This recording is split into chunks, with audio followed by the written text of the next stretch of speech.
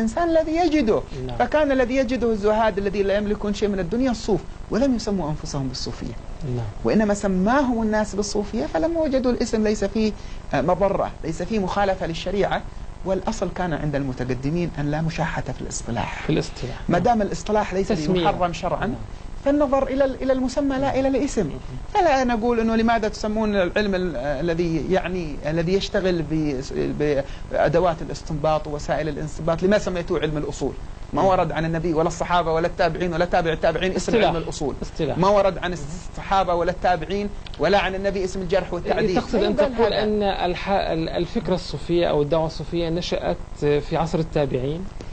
الأصل فيها ليس في عصر التابعين، لكن قعدت في عصر التابعين كغيرها من علوم الشريعة. فلا يقال أن علم الحديث مثلا قعدت يعني لها أدبيات صدرت في ذلك الوقت كعلم الحديث.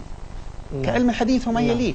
يعني تبلورت في عهد التابعين وألف فيما بعد ذلك في عهد تابع التابعين. فمثلا ألف كتاب التعرف لمذهب أهل التصوف الإمام الكلباذي، هذا من رجالات القرن الثالث الهجري. يعني أنه في العصر الذي كان في البدايات ألف هذا العلم كعلم الحديث في القرون الثلاثة التي تعد خير القرون. نعم. العلم أو روح أو مفهوم التصوف وعلم التصوف شيء تلقي عن رسول الله. حديث جبريل، هذا الحديث الصحيح المعروف، لما سأله عن أركان الدين: الإسلام، الإيمان، الإحسان.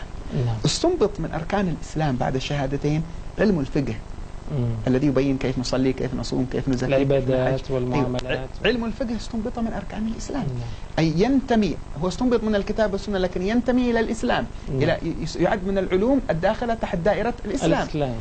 علم التوحيد لم يكن هناك شيء اسمه عقيدة في عهد النبي، كما أنه لم يكن هناك تصوف لا في عهد النبي ولا في القرون الأولى، لم تكن هذه في القرن الأول. نعم. أي كذلك لا يوجد في عهد رسول الله ولا في عهد الصحابة شيء اسمه علم العقيدة، لا يوجد اسمه علم العقيدة. علم التوحيد. كان يسمى علم الإيمان.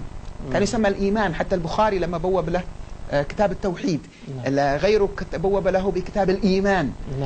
وسمي بعد ذلك بعلم الكلام، لأنهم كانوا إذا تكلموا في الكلام في قوله تعالى كذا وكذا، الإيمان في وصف كذا، الكلام في وصف كذا، الكلام في كذا، الكلام في كذا، فسمي بعد ذلك بعلم الكلام.